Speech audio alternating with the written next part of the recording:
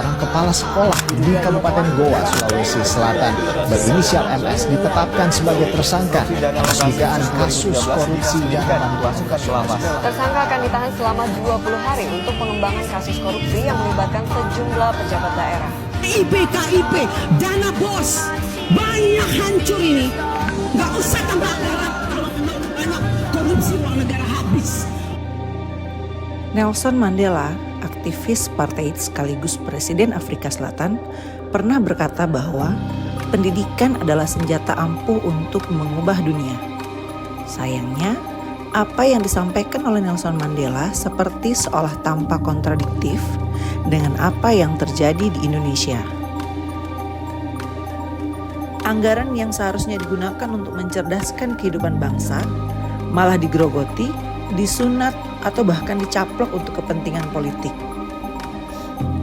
Kali ini kasus korupsi menyasar program Indonesia Pintar atau PIP yang diinisiasi oleh Kementerian Pendidikan Kebudayaan, Riset dan Teknologi sejak tahun 2017.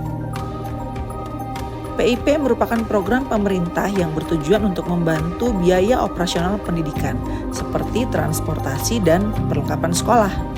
Tujuannya apa? Agar pelajar dan mahasiswa yang berasal dari kelompok rentan dapat mengakses langsung bantuan berupa uang tunai. Ya, harapannya dengan adanya dana PIP akan dapat menekan angka siswa putus sekolah di Indonesia. Mari kita lihat faktanya. Dari berbagai sumber ditemukan bahwa angka putus sekolah di Indonesia di tingkat SD, SMP, dan SMA cenderung meningkat dari tahun 2020 sampai 2022. Oleh karena itu, dugaan adanya korupsi dana bantuan pendidikan menjadi salah satu faktor yang berkontribusi terhadap meningkatnya angka putus sekolah. Kejaksaan bersama dengan masyarakat telah membongkar berbagai kasus dugaan korupsi dana PIP yang terjadi di berbagai wilayah di Indonesia. Mimpi tentang peningkatan kualitas pendidikan yang signifikan ternyata tidak mudah untuk dicapai. Kasus korupsi terjadi tanpa adanya penyelesaian secara komprehensif. Jika negara masih membiarkan ini terjadi, khususnya di lingkungan pendidikan, maka negara sedang mempertahankan kemiskinan dan kebodohan struktural sehingga akan sulit untuk mengubah dunia. Dasar hukum yang mengatur dana PIP adalah Peraturan Menteri Pendidikan dan Kebudayaan Nomor 10 Tahun 2020. Di sana disebutkan bahwa dana PIP diperuntukkan bagi anak yang berusia 6 tahun sampai dengan 21 tahun. Apa sih syarat menerima dana PIP? Pada tahun 2024, jumlah siswa di semua jenjang pendidikan yang menerima bantuan PIP sebanyak 18,5 juta siswa dengan anggaran sebanyak 13,45 triliun. Termasuk tambahan penerima PIP jenjang SMA dan SMK di tahun 2024 sebanyak 666.000 siswa. Kemudian bagaimana penyaluran dana PIP ini? Dana PIP disalurkan pemerintah melalui pihak sekolah dengan mengacu pada data pokok pendidikan atau Dapodik dan di mana tentunya pihak sekolah turut terlibat dalam mengusulkan nama siswa yang membutuhkan bantuan. Data tersebut dipadankan dengan data terpadu kesejahteraan sosial milik Kementerian Sosial dan pensasaran percepatan penghapusan kemiskinan ekstrim milik Kementerian Koordinator Bidang Pembangunan Manusia dan Kebudayaan. Juga dipadankan dengan data kependudukan di Dukcapil. Nah, kemudian dari ketiga data tersebut, apabila masih terdapat anak-anak yang kurang mampu namun belum terdaftar sebagai penerima PIP, pihak sekolah dan pemangku kepentingan daerah dapat mengusulkan nama-nama anak yang belum terdaftar sebagai penerima PIP kepada Dinas Pendidikan.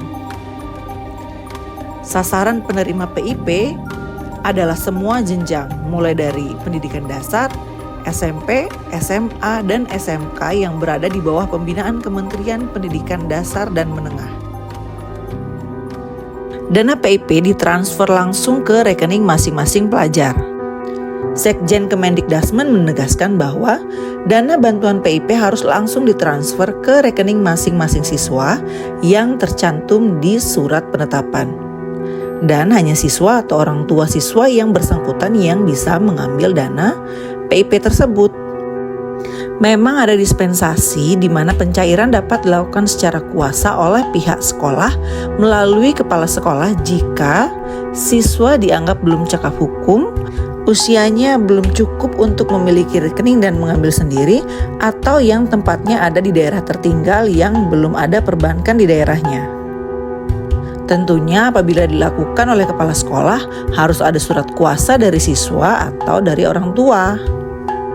Tidak dibenarkan jika pihak sekolah menarik iuran dari siswa untuk mengambil dana tersebut. Namun sayangnya masih terdapat celah yang dapat digunakan bagi sejumlah aktor untuk menyelewengkan dana PIP. Berdasarkan data yang dihimpun oleh Indonesia Corruption Watch, melalui pemberitaan yang dihimpun selama tahun 2022, setidaknya ada sebanyak 35 dugaan kasus penyelewengan dana bantuan PIP di seluruh Indonesia pada setiap jenjangnya. Jika dikerucutkan, kasus penyelewengan anggaran PIP paling banyak ada pada jenjang pendidikan SD, kemudian diikuti oleh SMP, SMK, dan SMA. Selain itu, aktor yang paling banyak dilaporkan adalah kepala sekolah dan guru. Miris banget ya. Kedua aktor tersebut melakukan penyelewengan dana bantuan PIP dengan modus pemotongan anggaran atau penggelapan. Dalam beberapa kasus, kepala sekolah atau guru menggunakan modus pemotongan dengan dalih untuk biaya administrasi seperti uang materai, uang bensin, atau membayar tunggakan SPP. Padahal, pihak sekolah bisa mengambil dari dana BOS untuk operasional ketika kepala sekolah atau guru ditugaskan untuk melakukan aktivasi rekening dan mencairkan dana secara kolektif. Sementara itu, pada kasus lainnya, terduga pelaku menggelapkan uang dengan cara mencairkan dana secara ilegal tanpa mendapat kuasa dari pelajar. Pihak sekolah dilarang keras mengambil dana yang sudah dialokasikan pemerintah untuk anak-anak penerima PIP. Dana PIP tersebut adalah 100% harus sampai kepada siswa-siswi penerus bangsa. Jika kepala sekolah atau oknum di sekolah lainnya terbukti melakukan penyelewengan, maka pelaku diminta untuk mengembalikan dana tersebut kepada yang berhak. Selanjutnya, pemerintah daerah akan memberikan rekomendasi berupa sanksi kepada pihak-pihak yang melakukan penyelewengan. Cuma itu aja.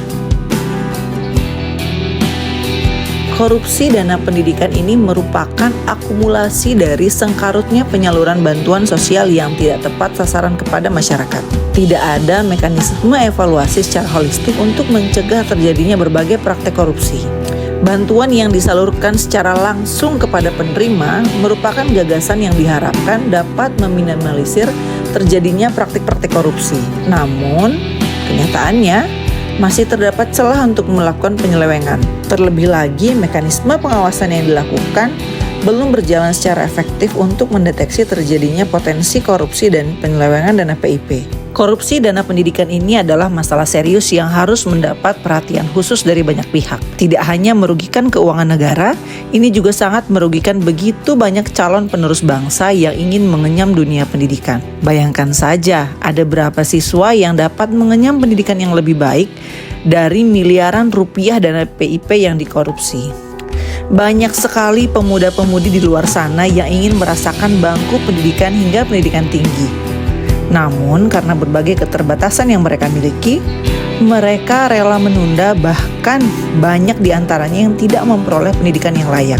Berbagai kasus penyelewengan dana PIP ini harusnya dapat terselesaikan dengan cepat dan dapat diantisipasi, bahkan dicarikan solusi yang terbaik. Serta diusut siapa saja adalah yang bergerak di belakang kecurangan ini semua. Mari kita lihat dampak yang ditimbulkan dari korupsi dana PIP. Ketika aktor pendidikan seperti guru atau kepala sekolah terlibat dalam kasus korupsi, maka nilai-nilai moral, etika, dan integritas yang seharusnya diajarkan di sekolah menjadi rusak. Anak-anak bisa saja menormalisasi korupsi sebagai praktik yang wajar dalam kehidupan sehari-hari. Selain itu, ketika masyarakat mengetahui bahwa pihak sekolah yang mana adalah guru dan kepala sekolah yang justru menyalahgunakan dana bantuan, kepercayaan terhadap institusi pendidikan dan pemerintah menjadi menurun. Hal ini dapat menyebabkan apatisme dan kecurigaan masyarakat terhadap program bantuan sosial pemerintah lainnya. Korupsi dana PIP memperparah ketimpangan sosial.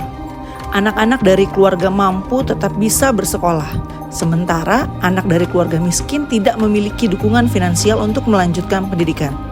Akibatnya apa?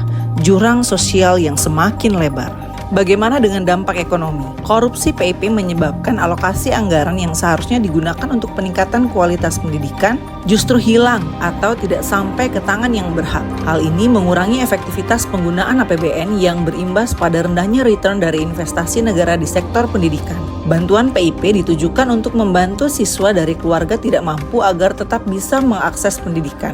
Ketika dana ini diselewengkan, anak-anak dari keluarga miskin terancam putus sekolah, yang pada akhirnya memperpanjang rantai kemiskinan dan menghambat peningkatan produktivitas tenaga kerja di masa depan. Adanya praktik pungutan liar atau pemotongan dana atas nama administrasi akan menciptakan distorsi harga di lingkungan sekolah dan menambah beban biaya pendidikan bagi keluarga yang sudah kesulitan ekonomi.